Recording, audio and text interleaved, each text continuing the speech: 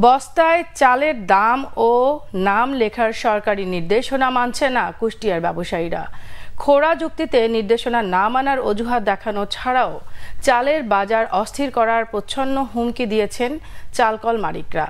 আর পরিপত্রের নির্দেশনা বাস্তবায়ন সহ চালের বাজারে স্থিতিশীলতা ফেরাতে কঠোর অবস্থানে প্রশাসন। কুষ্টিয়া থেকে হাসান আলীর তথ্য ও ছবিতে ডেস্ক রিপোর্ট। চালের বাজার নিয়ন্ত্রণে সরকারের নানা উদ্যোগ থাকলেও সুফল পাচ্ছে না ভোক্তারা। তাদের দাবি শুধু নির্দেশনা দিয়ে নয়, বাস্তবায়নে মাঠ পর্যায়ে সরকারের সংশ্লিষ্ট প্রশাসনকে কার্যকর উদ্যোগও নিতে হবে। আইনটা আসলে খুবই চমৎকার, কারণ মিনি কার্ট থেকে মিনিকেট, এই যে চাল সন্ত্রাস, এই সন্ত্রাসে সরকার একটা সিদ্ধান্ত নিয়েছে।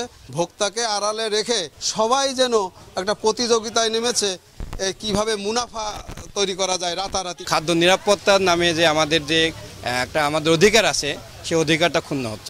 সরকারি পরিপত্রের নির্দেশনা রাতারাতি মানতে নারাজ চালকল মালিক সমিতির নেতারা। নির্দেশনাকে চ্যালেঞ্জ করে বাজার অস্থিতিশীল করার প্রচ্ছন্ন হুমকি তাদের। সচরাচর যে আমরা যে কটা ধানের জাত জানি এবং ভোক্তা যেই ধানের যে জাতে পরিচিতি, আমরা কৃষক যে ধান বিক্রি করে সেই ধানই আমরা জাত লিখতে পারবো। তাছাড়া আদার অন্য জাতগুলো আমাদের হয়তো পেলে আমরা পারবো, কিন্তু না পেলে তার আমরা লিখতে পারবো। আমরা বস্তার গায়ে এটা না লিখে আমরা বস্তার যে টিকিটটা ব্যবহার করি, সেই টিকিটের উপরে লেবেলিং টিকিটের উপরে আমরা মূল্য এবং উৎপাদনের তারিখ আমরা লিখবো। মিলগেট যদি এইগুলো না করে তাহলে আমাদের তো কিছু করার থাকে না। আমরা মিল থেকে কিনে আনি চাল বিক্রি করি। শুধু আমার দোকানে না, কোনো মার্কেটে দেখেন এখনো এগুলো আসে নাই। পরিপত্রের নির্দেশনার কোনো প্রতিফলন এখনো চালের বাজারে না থাকার কথা স্বীকার করেছেন জেলা বাজার মনিটরিং কর্মকর্তা ও জাতীয় ভোক্তা অধিকার অধিদপ্তর কুষ্টিয়ার সহকারী পরিচালক।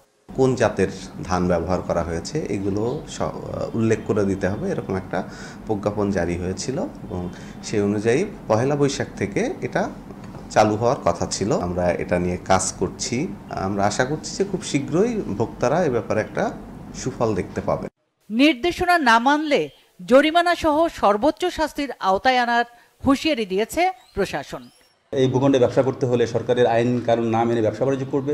আশা করছি সেই বিষয়ে সেই সব মিলাদের বিরুদ্ধে সরকার কঠোর ব্যবস্থা গ্রহণ করবে। ভোক্তাদের স্বার্থ রক্ষায় চাল বাজারে অস্থিরতার লাগাম টানা এখন সময়ের দাবি। Bangla vision news desk.